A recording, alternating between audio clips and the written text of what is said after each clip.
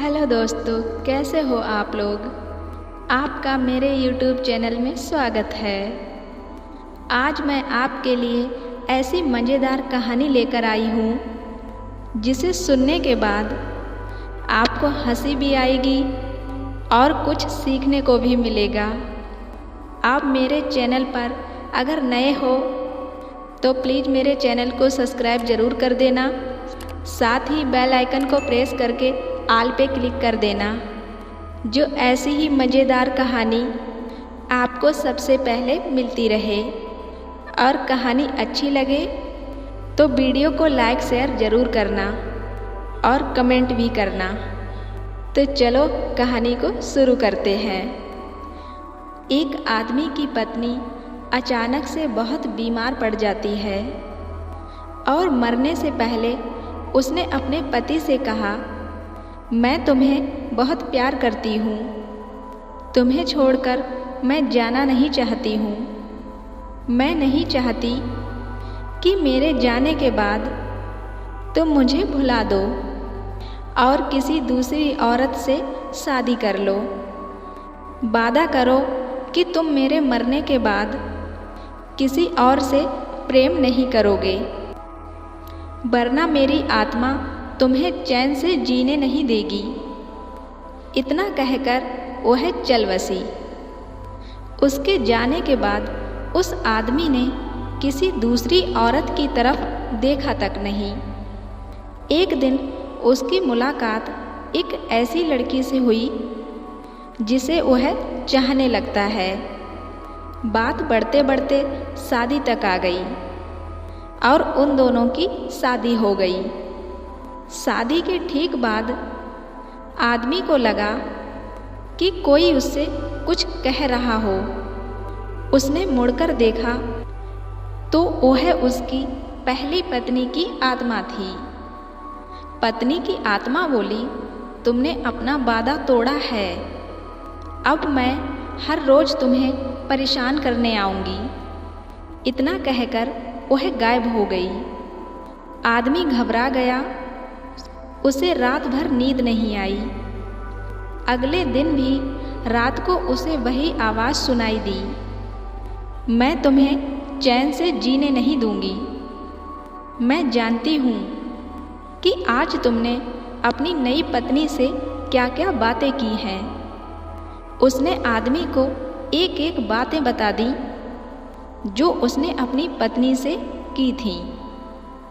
अगले दिन वह शहर से बहुत दूर एक जैन मास्टर के पास गया और सारी बात बता दी। मास्टर बोले, यह भूत तो बहुत चालाक है। आदमी घबराते हुए बोला, बिल्कुल सही बात है, तभी तो उसे मेरी हर बात पता होती है। मास्टर बोले, कोई बात नहीं, मेरे पास इसका भी इलाज है। इस बार जब तुम्हें तुम्हारी पत्नी की आत्मा दिखाई दे तो ठीक वैसा ही करना जैसा मैं कहूँ। उस रात जब आत्मा वापस आई तो आदमी बोला, तुम इतनी चालाक हो कि मैं तुमसे कुछ भी छिपा नहीं पाता, और जैसा कि तुम चाहती हो मैं अपनी दूसरी पत्नी को छोड़ने के लिए भी तैयार हूँ, पर उसके लिए तुम्हें मेरे एक प्रश्न का उत्तर देना होगा, और अगर तुम उत्तर न दे पाई तो तुम्हें हमेशा के लिए मेरा पीछा छोड़ना होगा। तो आत्मा बोली, मंजूर है, पूछो अपना प्रश्न। आदमी ने फौरन जमीन पर पड़े सारे छोटे छोटे कंकड़ अपनी मुट्ठी में भर लिए और बोला, बताओ मेरी मुट्ठी में कितने कंकड़ हैं। और ठीक उसी समय वह आत्मा वहाँ से गायब हो गई। तो के बाद वह एक बार फिर से जैन मास्टर के पास उनका शुक्रिया अदा करने पहुँचा। आदमी बोला, मास्टर जी, उस भूत से पीछा छुड़ाने के लिए मैं जीवन भर आपका आभारी रहूँगा, पर मैं समझ नहीं पाया कि आखिर उस प्रश्न में ऐसा क्या था कि एक झटके में ही भूत गायब हो गया। तो मास्टर बोले, बेटा दरअसल कोई भूत था ही नहीं। तो आदमी आश्चर्य से बोला, मतलब क्या है? मास्टर ने समझाया, हाँ सही बात तो यह है कि दूसरी शादी करने की वजह से तुम्हें एक अपराध बोध महसूस हो रहा था और उसी वजह से तुम्हारा दिमाग एक भ्रम की स्थिति पैदा कर तुम्हें भूत का अनुभव करा रहा था। आदमी ने पूछा, अगर ऐसा था तो वह मेरी हर बात कैसे जान जाता था? मास्टर जी मुस्कुराते हुए बोले, क्योंकि वह तुम्हारा ही बनाया हुआ एक भूत था, इसलिए जो कुछ तुम जानते थे वही वह भी जानता था। और यही कारण था कि मैंने तुम्हें वह कंकड़ वाला प्रश्न पूछने को कहा था, क्योंकि मैं जानता था कि इसका उत्तर तुम्हें भी नहीं पता होगा और इसलिए भूत भी इसका उत्तर नहीं दे पाएगा और तुम्हें तुम्हारे दिमाग की ही उपज से छुटकारा मिल जाएगा। आदमी अब पूरी बात समझ चुका था। उसने एक बार फिर मास्टर को धन्यवाद किया और अपने घर लौट गया।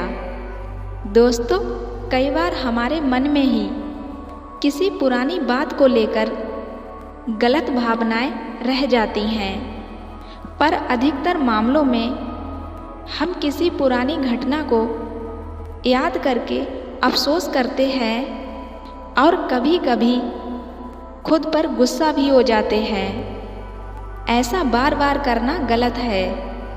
अपने भूत की वजह से अपने भविष्य और वर्तमान को बिगाड़ने में कोई समझदारी नहीं है। इसलिए अगर आप भी किसी पुरानी घटना की वजह से अपराध बोध महसूस करते हैं तो ऐसा बिल्कुल ना करें।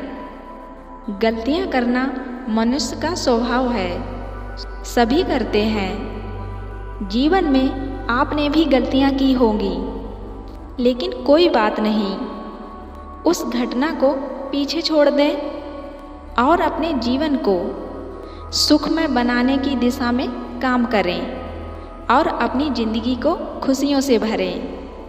जो भी हुआ है उसे भूल जाओ, क्योंकि यही ज़िंदगी का नियम है। क्योंकि एक बात को पकड़ने से ज़िंदगी में दुखों के सिवा कुछ नहीं मिलता है। इसलिए पुरानी बातों को भूलकर अपने जीवन में खुशियाँ लाओ।